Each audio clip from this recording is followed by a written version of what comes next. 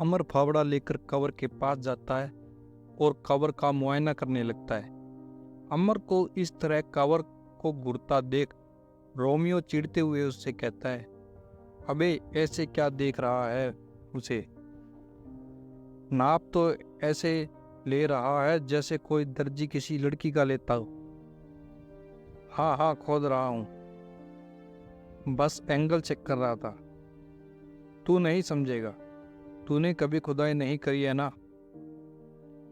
अमर कहता है। और अमर की बात सुन रोमियो हंसते हुए उससे कहता है, बेटा खोदना और चुप एकदम, पता नहीं क्या क्या भरा रहता है तेरे दिमाग में, करण डांटते हुए रोमियो से कहता है। और करण की डांट सुन रोमियो अपने दांत दिखाने लग जाता है।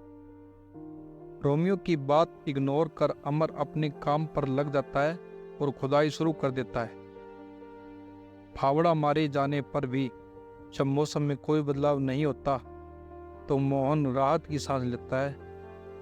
अमर जोर जोर से फावड़ा चलाए जा रहा था, जैसे अपने पिछले जन्म के दुश्मन को मार रहा हो। धीरे धीरे कवर की मिट्टी हटने लगती है और एक गड्ढा बन जाता है। अमर फावड़ा मारना बंद कर देता है और अंदर की मिट्टी बाहर निकालने लगता है। अमर काफी थक चुका था और अभी कवर पूरी तरह से खोदनी बाकी थी। इसीलिए अमर के बाद करण फावड़ा लेकर कवर खोदना शुरू कर देता है। इधर मोहन और बाकी सब कवर के पास ही खड़े होते हुए ये सब देख रहे थे। मोहन को तो अपनी समझदारी पर गर्व हो रहा था और वो रोमियो की ओर देख मुस्कुरा रहा था। मोहन को अपनी ओर टुकर टुकर घूरते देख रोमियो को उसके लक्षण ठीक नहीं लगते और वो बुरा सा मुंह बना लेता है। मोहन अभी भी उसे ऐसे ही घूरे जा रहा था जैसे कोई प्रेमी अपनी प्रेमिका को घूरता है।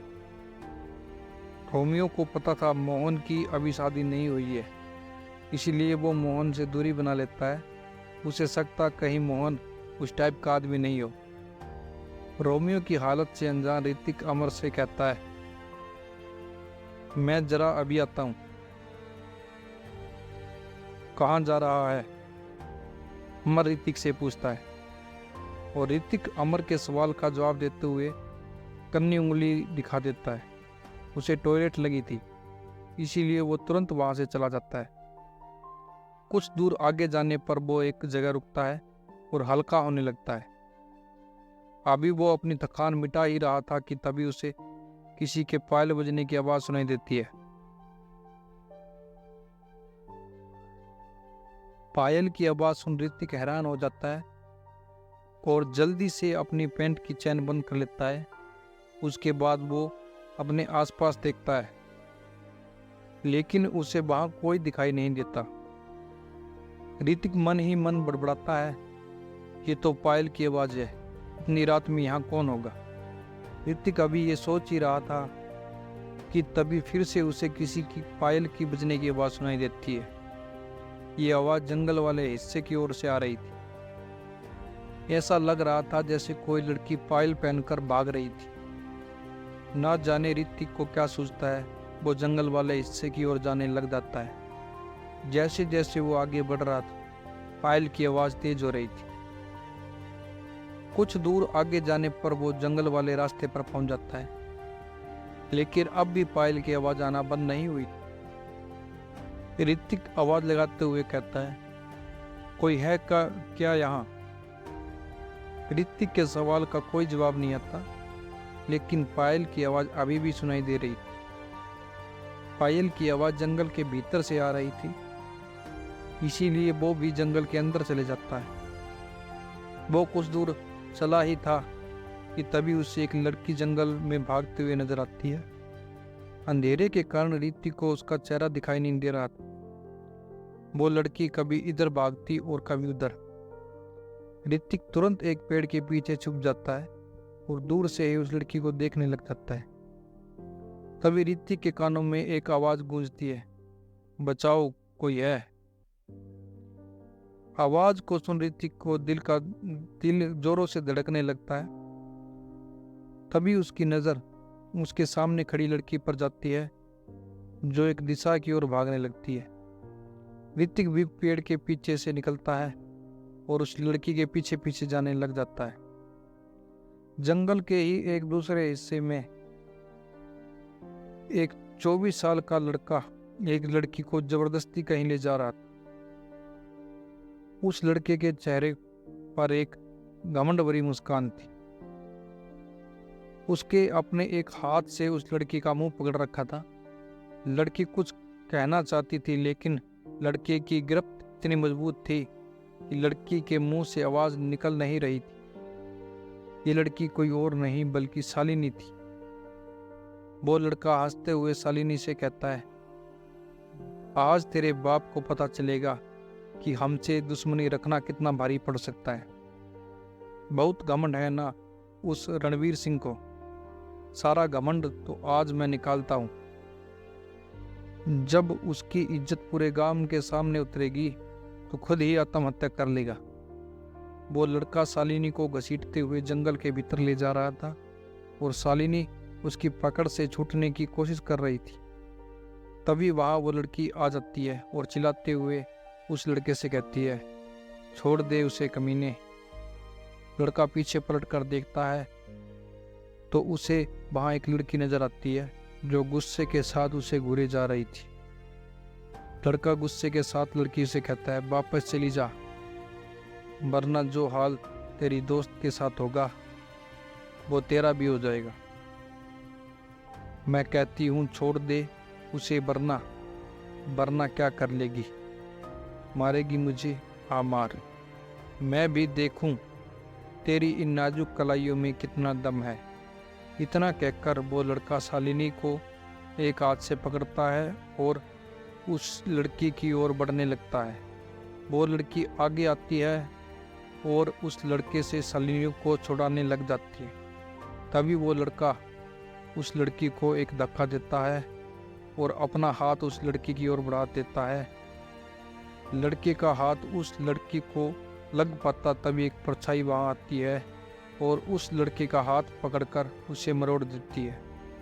हाथ मरोड़े जाने के से लड़के की दर्द भरी चीख निकलती है और उसके हाथ से शालिनी की पकड़ छूट जाती है। शालिनी तुरंत उस लड़के को धक्का देती है और अपनी दोस्त चांदनी के गले लगकर फूट फूट कर रोने लगती है। इधर वो लड़का जमीन पर पड़ा करा रहा था कि तभी एक पैर उसके मुंह पर पड़ता है और उसके मुंह से खून निकलने लग जाता है। ये लड़का कोई और नहीं बल्कि ऋतिक था, जो चांदनी का पीछा करते हुए यहाँ तक आया था। ऋतिक का चेहरा गुस्से से लाल हो रहा था और वो अनगिनत लाते उस लड़के के ऊपर बरसाए जा रहा था। ऋतिक उस लड़के को कॉलर से पकड़कर उठाता है और कहता है, जो लड़के लड़कियों पर अपना जोर दिखाते हैं वो ना मर्द होते हैं। इतना कहकर वो एक मुक्का उस लड़के के चेहरे पर मार देता है। अपनी धुनाई होते देख वो लड़का गुस्से के साथ कहता है, तू मुझे जानता नहीं, मैं सरपंच का लड़का हूँ। वो अभी आगे कुछ कह पाता कि तभी एक और मुक्का उसके चेहरे पर लग जाता है और वो बेहोश हो जाता है। ऋतिक हाथ झाड़ते हुए खड़ा होता है और कहता है, सरपंच होगा अपने गांव का, ये तेरा गांव नहीं है। उसके बाद वो शालिनी की ओर देखता है और कहता है, कौन है ये? शालिनी अपने आंसू पोंछते हुए कहती है, ये तारापुरा गांव के सरपंच का लड़का है। उन लोगों से हमारी बरसों पुरानी दुश्मनी है। ये उसी दुश्मनी का बदला ले रहा है। इसने पहले भी मेरे साथ जबरदस्ती करने की कोशिश की थी। आज हम दोनों शाम की आरती के लिए मंदिर आई थी, तभी ये मुझे जबरदस्ती यहाँ ले आया। ऋतिक गुस्से के साथ उस लड़के की ओर देखते हुए कहता है, एक दूसरे की माँ बेटियों को नुकसान पहुंचा कर दुश्मनी नहीं निकाला करते। इतना कहकर वो उन लड़कियों से कहता है, अब तुम लोग आओ। और तुम? शालिनी ऋतिक से पूछती है।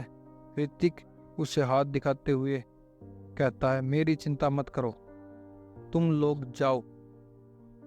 अगर हम साथ में गए तो लोगों के दिमाग में पता नहीं क्या आएगा। इतना कहकर ऋतिक की नज़र उस लड़की पर पड़ती है जिसके पीछे वो यहाँ तक आया था। उस लड़की को नज़र भर देखने से ही ऋतिक के मन फूल बरसने लगते हैं। वो एक बार फिर अपने ख्यालों में खो गया। आखिर खोता भी क्यों नहीं, ये उसकी चांदनी जो थी, जिसकी चांदनी चांद से भी ज्यादा गहरी है।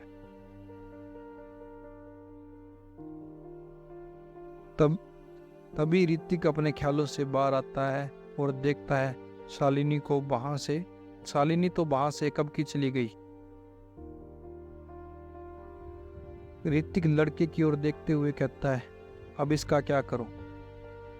इसे यहीं रहने देता हूं, जब इसे होश आएगा तो खुद चला जाएगा।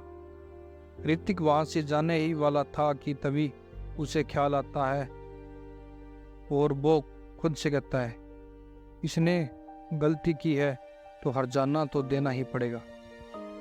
इतना कहकर वो उस लड़के के पास जाता है और उसकी जेब टटोलने लग जाता है।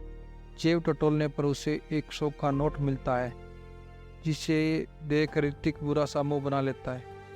ऋतिक मन ही मन बड़बड़ाता है, जेब में फूटी कौड़ी नहीं है, बड़ा आया सरपंच का लड़का। उसने एक काम तो जिंदगी में अच्छा किया और बदले में उसे क्या मिला? केवल 100 रुपये।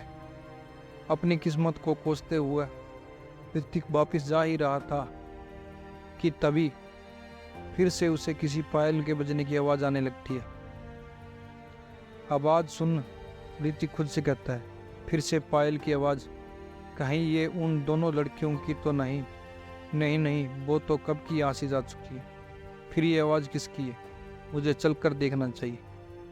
इतना कहकर ऋतिक एक बार फिर आवाज़ की दिशा की ओर जाने लग जाता है। इस बार ये आवाज़ जंगल के बीचों बीच से आ रही थी। आवाज़ तेज होती जा रही थी और इधर ऋतिक की चाल भी तेज हो गई थी। आवाज़ का पीछा करते करते वो जंगल के बीचों बीच पहुंच जाता है, जहां पहुंचने पर उसे बहुत शौक लगता है। उसे अपनी आंखों पर यकीन नहीं हो रहा था और साथ ही उसके चेहरे पर एक अजीब एक्सप्रेशन था। उसे देखकर ऐसा लग रहा था जैसे उसने किसी भूत को देख लिया हो। जंगल के बीचों बीच एक खंडरनुमा कोठी बनी हुई थी। उसके ऊपर आसमान में काले बादल मंडरा रहे थे। कोठी को देखकर अंदाजा लगाया जा सकता था कि उसमें लगभग 100 कमरे होंगे। कोठी अंग्रेजों के जमाने की लग रही थी।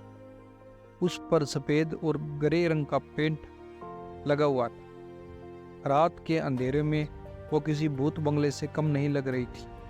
कोठी के आसपास काफ़ी सारे खाली जमीन पड़ी हुई थी और पास ही में एक कुआं भी बना हुआ था। उसी कुएं के पास एक पेड़ लगा हुआ था जो पूरी तरह से सूख चुका था। वो पेड़ देखने में किसी काले साए से कम नहीं लग रहा था। अगर कोई इंसान उस पेड़ को देख ले तो उसी पल मर जाए। आम इंसान के लिए ये कोठी भले ही किसी भूत बंगले से कम नहीं थी, लेकिन ऋतिक के लिए ये किसी खजाने से कम नहीं थी। उसका तो काम ही यही था, पुरानी खंडरनुमा इमारतों को खोजना और रिसर्च करना। ऋतिक काफ़ी एक्साइटेड था और साथ ही उसके मन में कोठी का इतिहास जानने की इच्छा थी।